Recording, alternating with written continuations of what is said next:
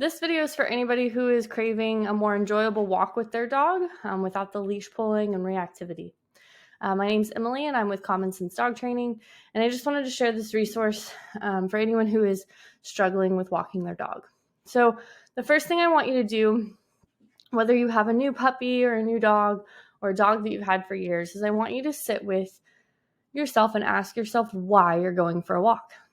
Are you doing it because you think your dog needs exercise? Are you doing it because you think your dog isn't getting enough mental stimulation?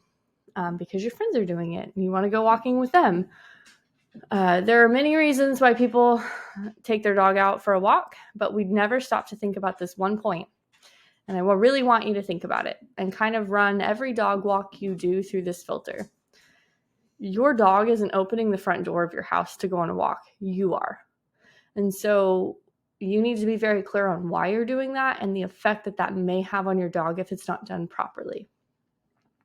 One thing that we do when we get a new dog, or any dog that we get or have, is we decide we want to take it on a walk. Like, it's almost like this thing where I even remember this when I get a new puppy. Like, you get a new puppy, go on a walk. Like, you have to go on walks. You don't have to. But we don't even train them. We just throw a leash on them and take them out in this big scary world and let them figure it out. And it's kind of mind-blowing to me that we do that as humans. So the first thing, after you've sat with your mindset for a minute and thought about, what you're doing and why, we're going to start indoors. So we're going to do two things. We're going to teach an attention cue, and we're going to condition your dog to leash pressure. So the first thing we're going to do is pick an attention cue. So this is a sound or a word that will get your dog's attention. Some people whistle, some people make little kissy noises. If you're doing this from puppyhood and you want to be really, really good about what you're doing, like if you're going to be on it, you can do your dog's name. I do this stupid little bup bup thing, and my dogs look at me when I make that noise. And so decide on what your attention cue is going to be, and then we're going to teach that two ways. One, every single time that you feed your dog, I want you to make that noise. Bup, bup, here's your food. Bup, bup, here's your food. So you get to practice that as part of your normal routine, morning and night when you feed your dog. The other way is that every time you make the sound, bup, bup, here's a treat. Bup, bup, here's a treat. You can use a clicker or a verbal marker with that. If you're not familiar with clicker or any of that, let me know. We can help with that as well. But at the very base level, you can just make the sound, give a treat, make the sound, give a treat. And eventually your dog will start to associate, when I hear that sound, I get food. And so imagine that on a walk. My dog's becoming a little drawn into something, a little distracted. I can go, bup, bup. My dog turns around and looks at me. So it's very important to learn that inside and learn it in many rooms in your house. Learn it out back, learn it out front, and then try it on a walk. So a lot of people, when we learn something, we want to do it outside immediately, or we want to go do it in the middle of PetSmart immediately. And that's just not how the brain works. The other thing we're going to do is we're going to get your dog used to leash pressure. Again, we throw a leash on our dog and we expect them to know what it means. One thing I want you to do when you think about the leash is it is just there for extra safety. I almost want you to pretend like your handle of the leash is around your neck and that you cannot use your hands for it. I want you to use your words and your body language and your attention cues to get your dog's attention instead of pulling on that leash. And I'll explain why later, because it's how we end up creating reactive dogs. But we're going to teach your dog leash pressure. So in the house, we're going to very gently, I don't even have a leash in here. I wonder if I have something else I can demonstrate with. I have this. Very gently, like a 2-finger pull. Do you see how gentle that is? That amount of leash pressure your dog can feel. Your dog may ignore it when you're doing it on a walk without teaching them what it means. And so that's when we start really pulling on that leash. We don't need to pull on that leash. We need a very small input. And so what I want you to do is I want you to small input, click and treat, or mark and treat. Small input, click and treat. This tells the dog that when I feel that leash tension, I need to turn around and get a piece of food from my mom. You don't always have to have food on you. We'll talk about that at another time. But during the learning phase, this needs to mean food. And so again, when your dog starts to take off walking and pulling in some direction and they feel that very small leash pressure, they're going to turn back around to you to get the food. And again, we're going to start that inside. We're going to start that in your living room. Then we're going to start that and learn it in every different room. Have other people in the house teach your dog. Can your dog do it in the house around distractions? I think distractions is a good one. Like, can your kid be playing in the other room and your dog still respond to the training that we're doing? Then try it out back where it's low distraction, but a little bit more challenging because there's smells. Then try it out front. Then try it on the walk. The other thing that you can do is make the leash boring. So I'm sure that when you get your dog's leash out, they get super excited and they're like doing circles by the door because they know that that means they're going somewhere very exciting. So we have all of that energy and we walk out the door with all of that energy. So all of that energy is being taken out on the walk with us. And so if we put the leash on our dog and we let him drag it around the house, we go check our emails or do something for about 5 to 10 minutes and we let our dog kind of chill out. Then we go out. 1, your dog's going to start calming down faster.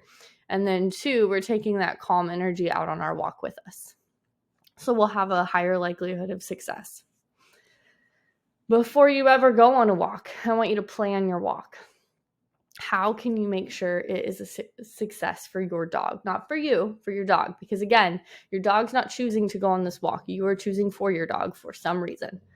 And so when a dog goes on a walk, it increases their neuroplasticity in their brain. And so neuroplasticity, and I'm making sure I'm reading the definition verbatim, is the brain's ability to change and adapt due to experience. So your walk is increasing the dog's ability to change, or the brain's ability to change. And so what happens if we have a really bad experience while our brain is trying to change and adapt? It's gonna wire itself a little funky, right? So I want you to make sure that your walk is going to be a success. That means planning out your route. Where are you going to go? What are you going to do? Do you have to walk in your neighborhood, or can you drive to a more quiet location or a park or something that's a little bit more open so you have more control? What kind of walk is this going to be? Do you want like an obedience walk where your dog's by you the whole time and it's not very enriching for them? Or do you want it to be more like what they call a sniffari, where your dog can smell and take in the environment? When you first get a dog or you first start working on leash training your dog, the first few walks should be to teach your dog. Have that expectation. Sometimes you might not make it out of your driveway, and that's okay. That's what the dog needs in the moment. We get in our head that, we got a dog, we have to go for a 2-mile walk. But you never taught your dog how to walk on a leash in the living room first. And you expect him to go walk for 2 miles, perfect heel. It's not going to happen. And you're going to be frustrated. And then we're going to cause reactivity, which we talk about here in a second. So plan your walk. I recommend as many sniffaris as possible, but your dog doesn't need to be a bully and pull on the leash. So we talk about that in loose leash walking trainings. So your dog's scent part of their brain, their olfactory bulb, is like 40 times larger than ours, which is crazy because our brain is like 10 times bigger than theirs. So the olfactory bulb is massive for a dog because that is how they take in the entire world, is through scent. And so if on a walk they get to smell and explore, they are taking in new smells. They are creating a catalog of I'm really old for saying catalog, but they're creating a database of smells. And so when they smell that smell again, it's not as exciting. It's not as distracting. And so we really want our dog to be able to sniff, and take in the world that way. But again, they can't pull, they can't be jerks. And so the next part that I want to talk about is the pulling and leash pressure. So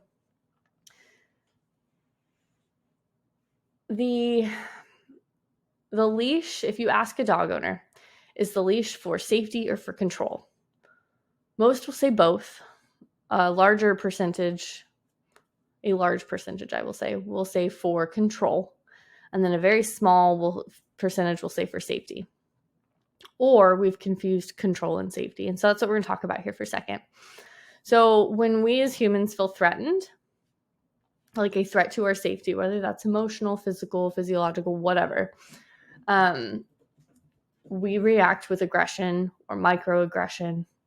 An example of this is when someone cuts you off in traffic and you're pissed and you're screaming at them.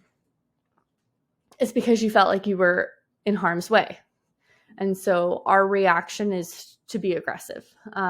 If your kid's about to go stick a knife in a light socket or whatever, electrical socket, snatch them away because you were scared. Your safety, something that you are in control of their safety, are responsible for, was in harm's way, and you reacted. And so this happens on our walks. When you're pulling on your dog's leash, ask yourself, what is threatening my safety right now? Because pulling on the leash isn't necessarily aggressive, but it is reactive. Like, you are reacting to something in the environment and you are pulling on the leash. Why? What about your environment is not safe for you right now? And why are we in this situation anyway? Why did you put yourself in this situation? How did we get here? I mean, obviously there's situations where an off-leash dog runs up to us. We have no control over that, but how we respond to that dictates, how our dogs are going to respond to it as well. And so that's what I want you to think of too. Your dog's barking, lunging, those kind of aggressive behaviors on walks, I want you to tell yourself that that is your dog's attempt to get control of their safety. So I'll hear people say that, oh, he just wants to play, and some dogs, it's just a play bark. You're right. But most of the time it's reactivity. Or they'll say, oh, he's reactive. He's aggressive. I want to reframe that a little bit, because I think we would treat the situation differently if we said he is trying to gain control of his safety. So when your dog doesn't feel safe, that's when we get the reactive behaviors. The leash pressure. So I worked at a local training facility as a trainer and manager for a little bit, and I kept seeing one of the things that this curriculum that they taught said to do was, every time your dog pulls, turn around and walk the other way. Or if your dog is barking, specifically barking at another dog, turn around and walk away. Or we would be in close quarters with other dogs and everybody would be pulling on the leash. And so what I noticed, and a couple other trainers noticed, is that we were actually creating reactive dogs. So you see a threat coming, you start pulling on your dog's leash. That is right on your dog's neck. Again, your dog just needs minimal pressure, but you're pulling, bro. Like, you're going for it. And so that tells your dog, who was just having his own time, oh, what does mom see? Mom feels threatened. What are we threatened by? What are we doing? Something that your dog may not have interpreted as a threat, that leash pressure, although it may not hurt them, it does put them, call it physiological pain. It warns the brain that there's a threat that's about to happen. And so that puts us on edge. That puts us over. We're like, what are we doing? We're like all over, scanning our environment.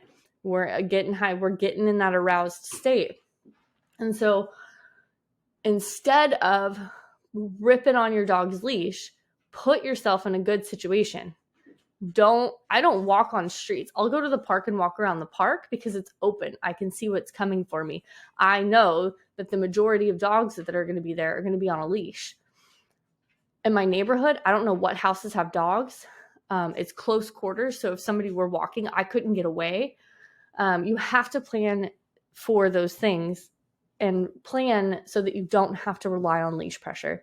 You should be using your words, your body language, and your attention cues to get your dog away from what you're afraid of. Obviously, there's dangerous situations, right? Like, there's an off-leash dog and it's charging you. We don't have to do leash pressure. We can go, hey, up, let's go, and go the other way. Kind of like a parent and a kid, right? Like, a kid's going to feed off of your reaction to something. So if you're a mess because your kid just got shots or something and you're hysterical and crying, your kid's going to be the same way. Whereas you go in the doctor's office and you're like, this is what's going to happen. It is going to hurt, but only for a second. We can go get a cheeseburger afterwards. Your kid's going to handle that a little bit more a little bit more in control, a little bit differently. That's how my mom handled me. She's like, you want a cheeseburger? Get through this. Explains a lot of my trauma. Anyway, so if you're going to go on a walk, make sure that you're watching your leash pressure. Like, really observe yourself. Ask yourself why. I will watch dog owners. I love just sitting and watching dog owners. They will absolutely rip on that leash, just pulling and correcting. And one thing I thought of the other day is, I don't like the word correction. I don't think it's, here's why. Imagine husband and wife. And I'm going to use this analogy because I feel like men have a different perspective. I have a lot of empathy for men and what they have to deal with in relationships. So imagine you are a man, and every time you go out in public with your wife corrects you, whether that be verbally, physically stopping you from doing something. Hey, no, we're not going that way. Hey, God, I used to do this to my ex-husband all the time in the grocery store. I was like, hey, you're going to hit somebody with a cart. He was so unaware of people with carts. Hey, you're doing that wrong. Eventually, what is that going to do to your brain? And then think about that with a dog. Every time you go on a walk with your dog and it's feeling that leash pressure, wrong.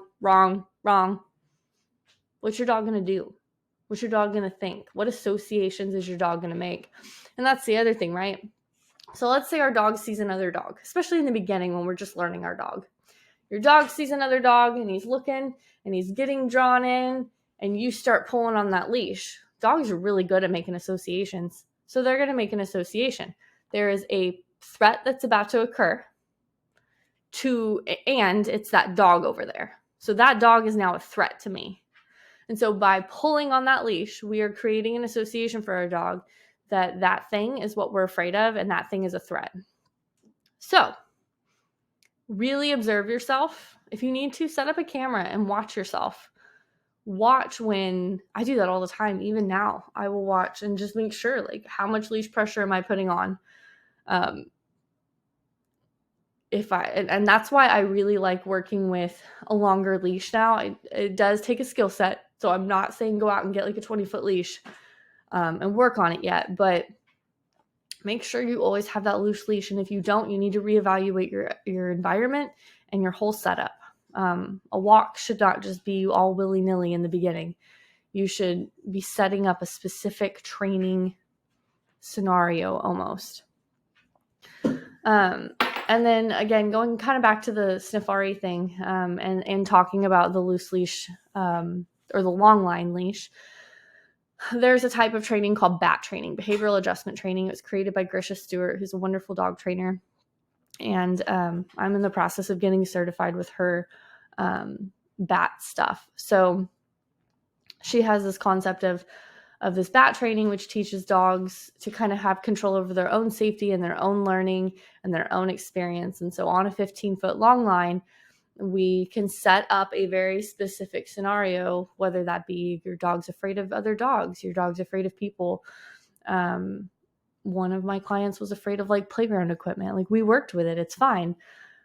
It could just be that you want your dog to socialize properly with somebody. And so we set up these scenarios and we let our dog sniff and take in the environment. And we're starting very, very far away, and we're letting them have control. They can choose to go forward. If they get a little too drawn in and a little too alert or too much towards the other dog, we can go up, and we're going to go back. And so what we teach our dog is that when we're uncomfortable, we can give ourselves space. And so BAT training is something that we go over a lot in our Dog Mom membership.